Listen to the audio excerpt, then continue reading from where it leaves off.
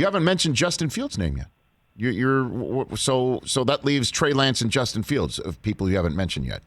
So what's your evaluation of them? Again, Trevor Lawrence 1, Zach Wilson 2 seems to be the way that most people have it stacked right now. Right. Then 3, 4, 5 is where it's interesting. We just talked about Mac Jones. Mm-hmm. Trey Lance is kind of he's a question mark, quite frankly, because he started 17 games at North Dakota State.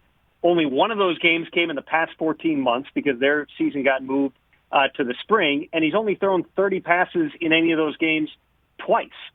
So he operates a pro-style offense, which everybody likes, but on the flip side, you also are running a ton of play action. You got wide receivers running wide open. You're playing in the Missouri Valley Football Conference, and he had no all-star game. So everything seems to be good from an intelligence standpoint. People have liked talking to him when they've gotten him virtually. He seems to throw it well enough. They want to see, there's some accuracy questions just because, again, he had guys running wide open all over the place.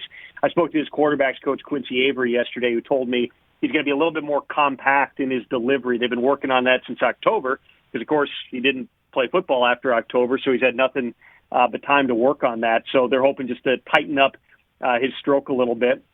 But it's also just, can you bet on him? That's what one, executive that I really trust with a strong college scouting background told me was just, you got 17 games, and there's nothing on the tape that's going to give you the answers. Your question is going to be, do you believe in the kid? Do you believe he can do the things you haven't seen? Because there's not going to be any more tape. You can feel like he's going to make a big jump. You just don't have that additional tape, so you got to take a guess. Now, I would say, and you brought up Justin Fields from Ohio State, and I'm not putting him fifth. I'm not ranking him in any way at this point. And this is not my opinion. I don't watch tape. I just talk to the people who do this for a living. I can tell you there are some scouts I've talked to who like what they see on tape from Trey Lance better than Justin Fields. There are people who think Trey Lance, even as a runner, is better than Justin Fields. Now, we've also seen Fields be tough, be productive, do it on the biggest stage.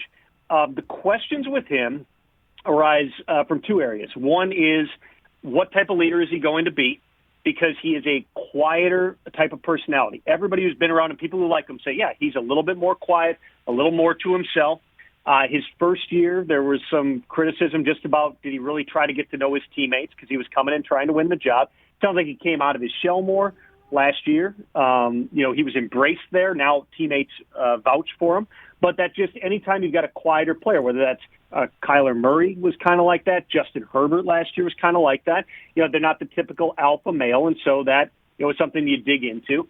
And then the other piece of it is just how ready is he for the NFL game? Because the Ohio State offense is kind of notorious for limiting what the quarterback has to read, and that goes back a number of years. Now, a scout texted me last night after reading the story and said, well, Ryan Day does have a lot of pro-style routes that you see him throw, but it's the difference between reading the whole field and going through the progressions versus the way that the Ohio State coaches kind of teach them to read plays out. And I spoke to his quarterback coach, John Beck, who said, yeah, I understand where scouts watch that tape and they have questions, because I did too.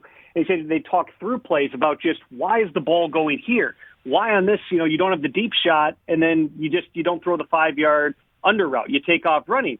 And the answer to Beck was, this is not him being inefficient. Mm-hmm. This is what he's being coached to do. In other words, again, you're in an issue where it's not a matter of aptitude. Everybody says that he is smart.